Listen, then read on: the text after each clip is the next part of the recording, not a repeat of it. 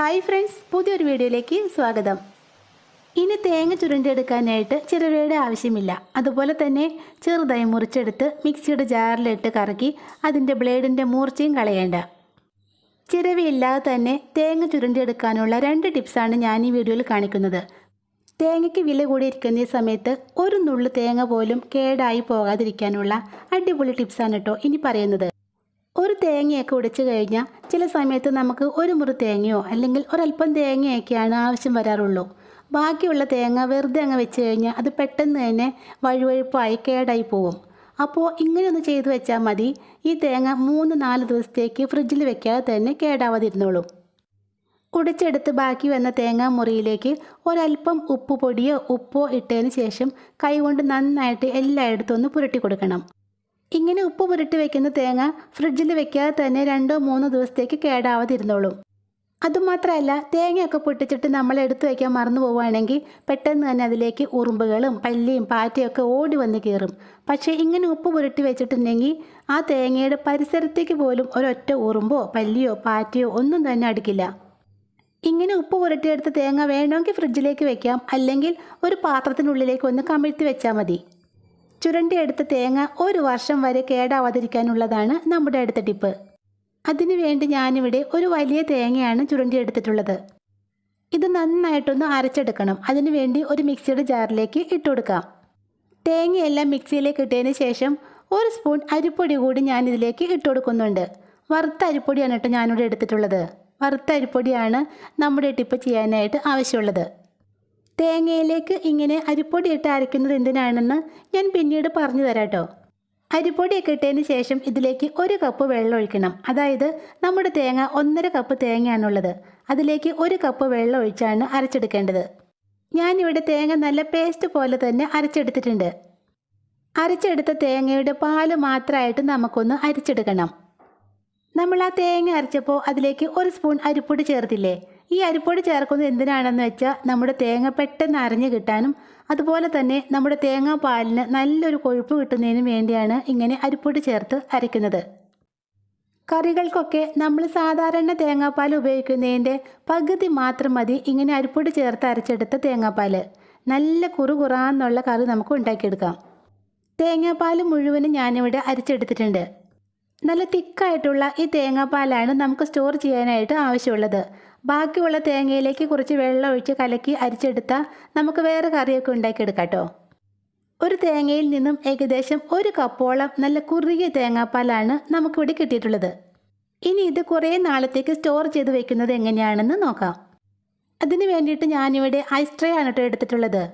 Ice tray നന്നായിട്ടൊന്ന് കഴുകി തുടച്ച് നല്ലതുപോലെ ഉണക്കിയെടുക്കണം. ട്രേയിൽ ഒട്ടും തന്നെ നനവുണ്ടാവാൻ പാടില്ല.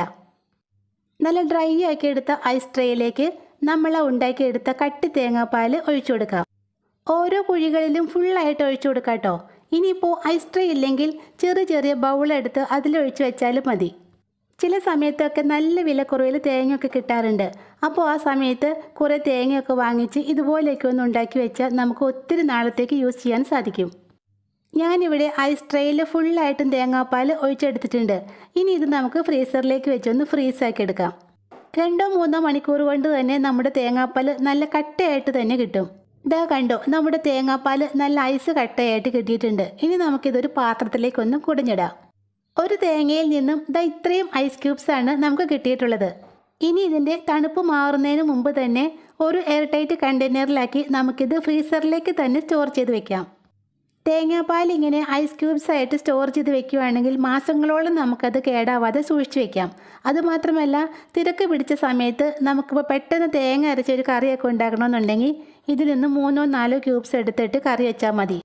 അപ്പോൾ ഈ ടിപ്പ് അറിയാത്തവരുണ്ടെങ്കിൽ നിങ്ങൾക്ക് യൂസ്ഫുള്ളായി തോന്നുവാണെങ്കിൽ ഒന്ന് ട്രൈ ചെയ്ത് നോക്കണേ.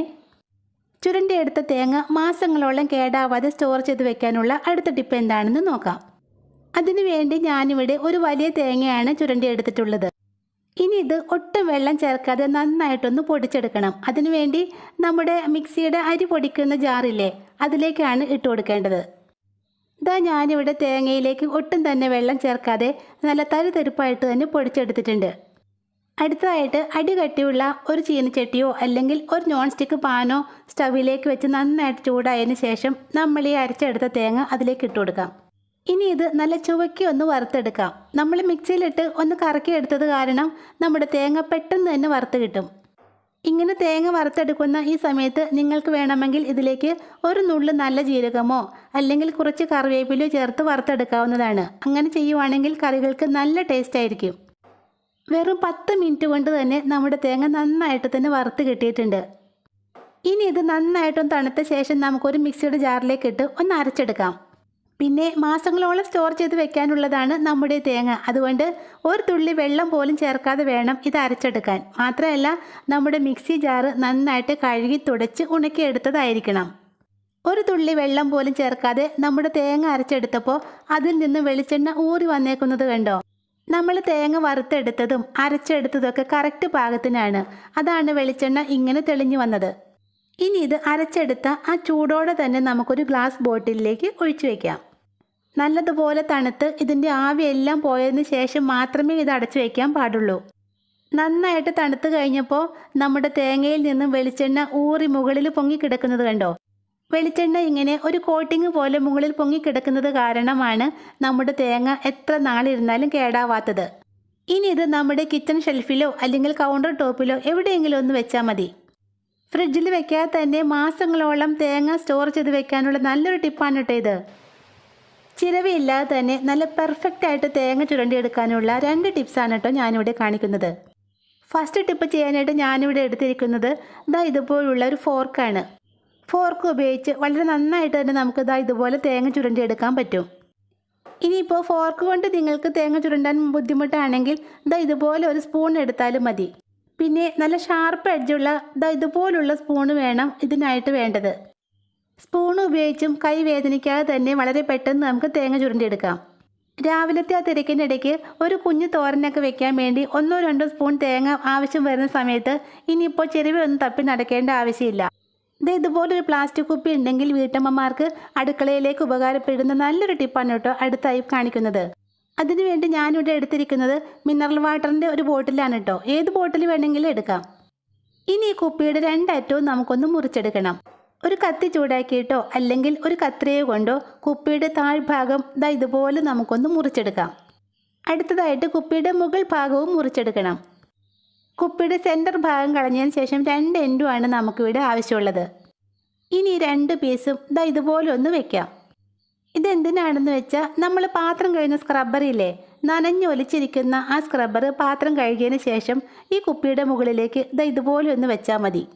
പാത്രമൊക്കെ കഴുകിയതിന് ശേഷം സ്ക്രബ്ബർ ഇങ്ങനെ വെക്കുകയാണെങ്കിൽ നമ്മുടെ സ്ക്രബ്ബർ എപ്പോഴും നല്ല ഡ്രൈ ആയിട്ട് ഇരുന്നോളൂ.